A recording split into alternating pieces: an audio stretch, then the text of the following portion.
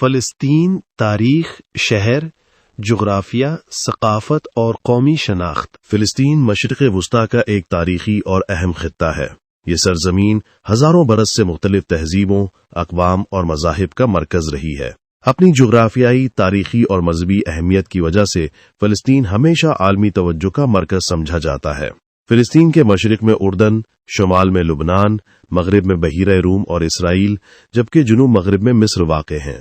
فلسطینی علاقے بنیادی طور پر مغربی کنارہ اور غزہ کی پٹی پر مشتمل ہیں۔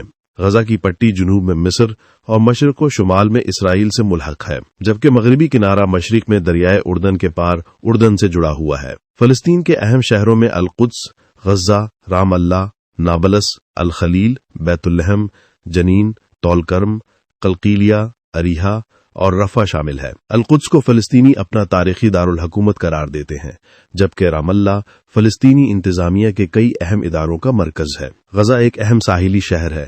بیت الحم حضرت عیسیٰ کی جائے پیدائش کے حوالے سے مشہور ہے، جبکہ نابلس اپنے قدیم بازاروں اور مشہور مٹھائی کنافہ کے لیے جانا جاتا ہے۔ فلسطین کی سرزمین مسلمانوں، عیسائیوں اور یہودیوں تینوں کے لیے مذہبی اہمیت رکھتی ہے۔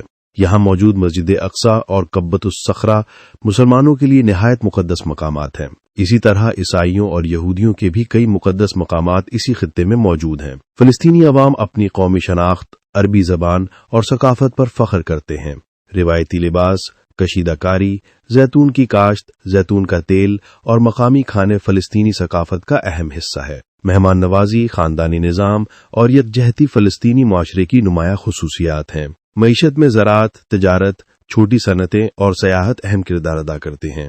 زیتون، کھجور، انگور، ترش پرل اور مختلف سبزیاں یہاں کی اہم زرعی پیداوار میں شامل ہیں۔ تاہم کئی علاقوں میں سیاسی اور سلامتی کی صورتحال نے معاشی سرگرمیوں کو متاثر کیا ہے۔ فلسطین کی جدید تاریخ اہم سیاسی اور تاریخی واقعات سے عبارت ہے۔ 1947 میں اقوام متحدہ نے تقسیم فلسطین کا منصوبہ پیش کیا، جس کے بعد 1948 میں اسرائیل کے قیام اور جنگ کے نتیجے میں بڑی تعداد میں فلسطینی اپنے گھروں سے بے دخل ہوئے۔ اس واقعے کو فلسطینی تاریخ میں نکبہ یعنی تباہی کے نام سے یاد کیا جاتا ہے۔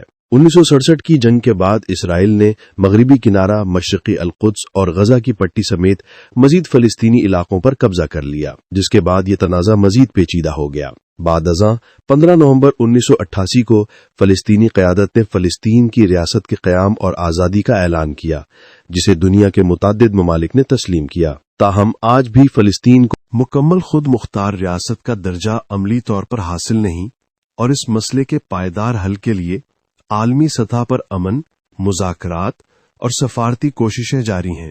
تعلیم، صحافت اور کھیل کے میدان میں بھی فلسطینی عوام نے نمایاں خدمات انجام دی ہیں۔ محدود وسائل کے باوجود فلسطینی نوجوان تعلیم اور سماجی ترقی میں اپنا کردار ادا کر رہے ہیں۔ فلسطینی شاعری اور ثقافتی ورثہ دنیا بھر میں اپنی منفرد شناخت رکھتے ہیں۔ فلسطین اپنی قدیم تاریخ، اہم شہروں، مذہبی مقامات، ثقافتی ورثے اور عوام کی مضبوط قومی شناخت کی وجہ سے دنیا کے اہم خطوں میں شمار ہوتا ہے۔ امن، استحکام اور مذاکرات کو اس خطے کے روشن اور پائیدار مستقبل کے لیے بنیادی اہمیت دی جاتی ہے۔